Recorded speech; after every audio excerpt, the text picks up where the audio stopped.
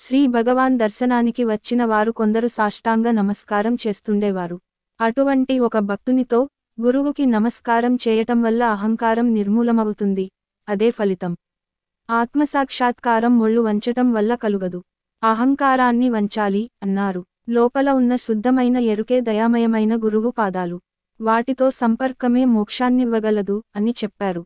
1924లో ఒక రాత్రివేళ కొందరు దొంగలు ఆశ్రమానికి వచ్చి లోపలికి చొరబడదామని కిటికీల రెక్కలను పగులకొడుతున్నారు.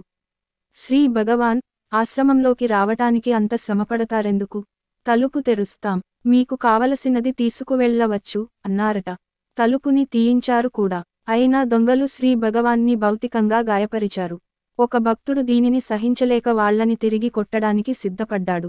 అప్పుడు శ్రీ భగవాన్ అడ్డుకుని, శాంతం, శాంతం, ఇదేం పని? వాళ్ళు దొంగలు, వాళ్ల వృత్తే దొంగతనం చేయటం. అందుకోసం ఏదైనా చేయటానికి వాళ్ళు సిద్ధమే. మనమా సాధువులం? వాళ్ళు చేసిన చెడు పనులనే మనం కూడా చేస్తే వాళ్ళకి, మనకీ తేడా ఏమిటి? అన్నారు. ఆ భక్తుడు శాంతించాడు. తరువాత శ్రీ భగవాన్, ఎట్టి పరిస్థితులలోనూ తమ సన్యాస ధర్మాన్ని సాధువులు విడవకూడదు అని చెప్పారు.